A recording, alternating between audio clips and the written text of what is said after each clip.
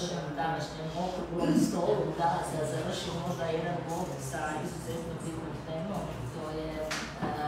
sustav kolektivnog pregovaranja i uopće ugovaranja boljih prava naših članova, radnika, svih u sustavu ranog i predškolskog obrazovanja, jučer, danas i sutra. Ja bih možda uvodno samo rekla da mislim da vjerovatno statistički znadete da smo mi kao zemlja, mala zemlja sa velikim brojem sindikata,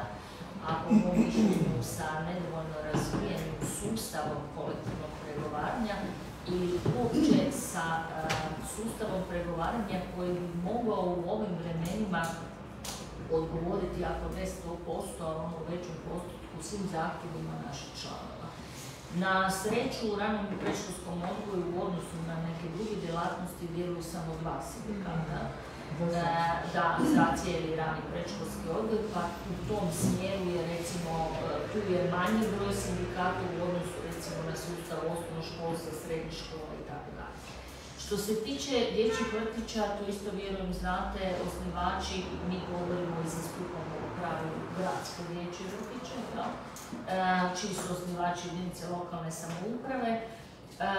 i zapravo tu najviše i najveći postotak svog radnog vremena posvećujemo upravo kolektivnom pregovaranju i ugovaranju, rekla bih 90% našeg vremena ide za sustav i proces kolektivnih pregovaranja sa našim osnivačima i financijerima, a to su grad i općine. Ostali dio radnog vremena sindikata ili našeg rada su učlanjivanje, mobiliziranje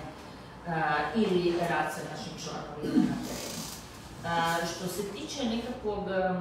zadovoljstva razinom pregovaranja, ja bih rekla da je ona, ako ih nekako vrednujemo u ocjenama, sa jednom prosječnom ocjenom, to bi bilo 3. To govorim iz razloga što unatoč svim godinama kolektivnog pregovaranja, a evo pregovara se preko 20 godina, mi još uvijek danas u 23. se susrećemo sa nečim što ne bi smjelo biti, da jednako jedna i druga strana, mislim na stranu grada i na stranu sindikata, razumijemo odredbu zakona o radu, to jest mislim da razumijemo, ne želimo razumjeti, da su obaveze poslodavcima kolektivnog pregovaranja, da to nije fakultativni izbor. Oni imaju obavezu kolektivnog pregovaranja, naravno u pojedinom gradu općina, ako djeluju sindikatu, a u pravilu djeluju, jer mi nemamo nigdje naši članovi koje nisu pokriveni kolektivnim ugovorom ili mi nismo taj proces započeli, da završili, obnavljali i tako dalje. Znači, to je prva stvar koja nigdje ne bi smjela biti i zbog toga u današnje vrijeme čak 10% našeg rada se svodi da umjesto da sjednemo kao socijalni partneri, razvijamo kulturu socijalnog dijaloga, što je najveći postignuće ili bi trebalo biti ključ uspjeha za obje strane, mi se borimo sa time da uopće moramo otvarati proces mirenja jer ona druga strana ignorira ili ne želi sjesti sa sindikatima kao socijalnim partnerima i ugovoriti. To nisu samo pitanje većih materijalnih prava, znate da to nisu samo plaće, nego i regresi, i božićnice, i troškovi prijevoza, i jubilarne naknade. Tu se mi pregovaramo i o uvjetima rada, mi tu ugovaramo ono što bih ja voljela da ne ugovaramo, a to su vam uvjeti rada gdje mi moramo, da bi koliko toliko zadržali ove stručnjake u sustavu, mi pregovaramo i tražimo odredbe kako ćemo riješiti ili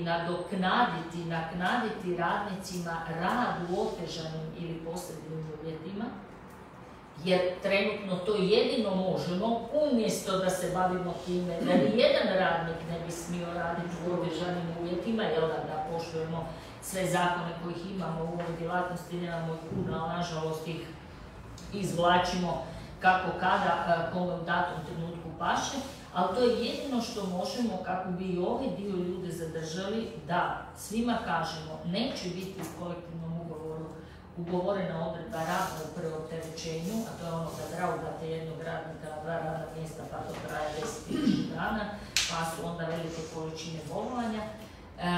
nego da vi poštujete zakone, da svaki radnik radi, konkretno kad govorimo o odgojitelju, samo s onim brojem djece koji je zakonodavac odredio, jer kada je donosio državno-pedagoški standard imalo i popis i pravi interes djeteta, mi smo ovdje s pozicije radnika i idemo u tom smjeru. No, međutim, činjenica da moramo to ugovarati kako bi zadržali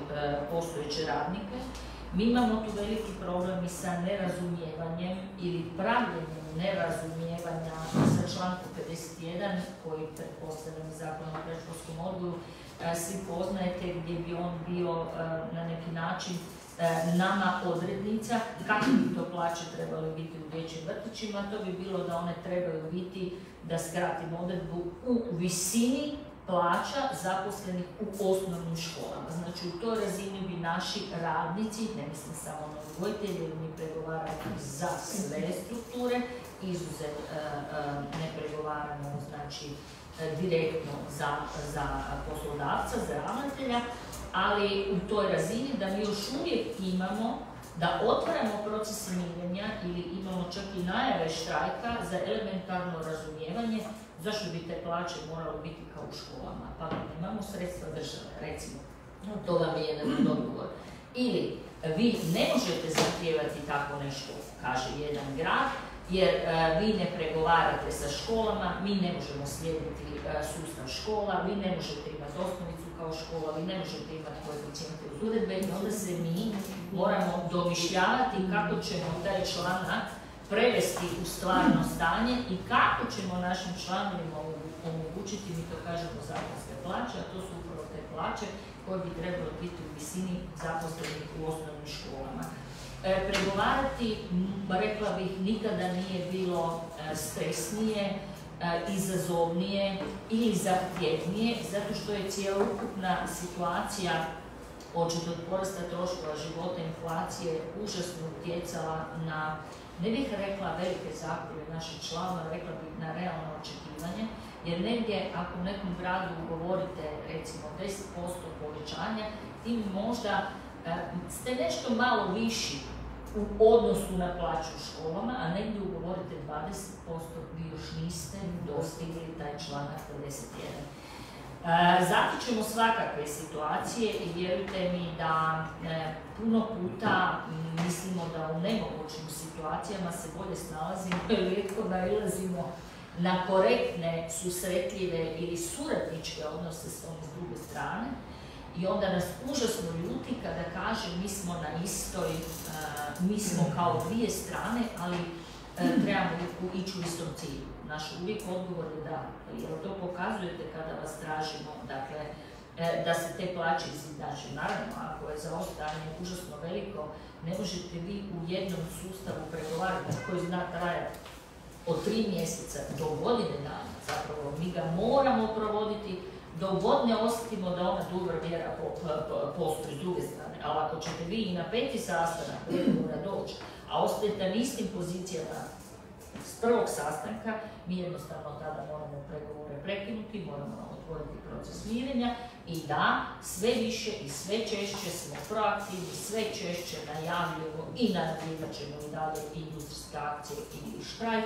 Evo, bilo je primjera u 2 velika grada od Rijeke i Splita, a onda bih ja samo rekla kako to da u 6 mjeseci pregovora ne uspijemo onu drugu stranu staviti u razine zakona i reći da to nije nadstandard, nego je to zakonska obaveza, pa vi tamo negdje nešto nećete, onda 2 dana prije realizacije štrajka dobijete ono što nismo 6 mjeseci. Znači, te fige u džepu, tu količinu bih ja rekla puno puta i bahatosti su one s druge strane, kod ljudi izaziva jako veliki revolt. Revolt da odlaze iz struke, jer mi koliko god se trudili, uvijek mora biti ona druga strana, možda nedovoljno brzo donosimo našim članovima rješenje, a onda mi budemo kažnjeni za sve propuste i odgovornosti one druge strane, što ne smatramo da je dobro. to ljude demotivira, jer jako je teško ovo što kolegica čuje i što ste svi vi rekli, imati spoznaju da recimo radnici konkretno u jednom gradu za isti posao imaju možda i veće plaće od ovog članka 51, a oni u nekom drugom gradu nema. I pitate se zašto, zar netko radi manje dobro u odnosu na... Znači, mi bi najiskrenije voljeli kada bi to mogli. Mi znamo da je to za nas onako daleki cilj, ali smo ga negdje stavili u fokus. Trebali bi težiti gradskom kolektivnom ugovoru djelatnosti na tragu zemalja u okruženju. Naravno, kada bi država htjela prihvatiti vrtićance da zajedno pregovaraju sa cijelim sustavom državnih i javnih službi, to je bila odlična stvar, kao da se ne bi dogodilo da u nekoj sredini netko ima, netko nema zakonsku plaću, no međutim svjesni smo da to država vjerojatno neće napraviti, ali postoji ideja i težnja gradskom kolektivnom ugovoru, pa makar morali i za pregovarače, o tome smo pričali, ići prema gradovima, zajednicama i općina, pa s njima recimo stvoriti taj nekakvi temeljni kolektivni ugovor, a onda neke specifičnosti i posebnosti još dodatno ugovarati. Ako to mogu neke zemlje u okruženju, u Sloveniji je nekako najbliža, ne vidim zašto ne bi to mogli i mi u Hrvatskoj, no kažem, to je nekakva razina koju još trebamo težiti. Inače, još bih samo rekla da mislim da je najvažnije reći da koliko god mi nismo po sindikati zadovoljni, dok god i u najmanjoj sredini gdje imamo članove ne izborimo, kako bih ja rekla, onaj zakonski minimum, a onda težimo na gradnji i onom što je bolje. Možemo reći da evo statistički smo se malo pripremili pa smo išli zbrajati koliko imamo potpisanih kolektivnih ugovora, pa evo, zajedno imamo dva sindikata, 71 potpisani kolektivni ugovor, s tim da morate znati da se oni svaki par godina obnavljaju, pa se poravljaju izmjene i dopune i svaka izmjena i dopuna je jednom kvalitativnom pomaku. Da, neki su nam i zajednički. Imamo isto toliko, evo recimo, Srpok ima 23 kolektivna ugovora koji su trenutno u procesu, a mi imamo recimo 39.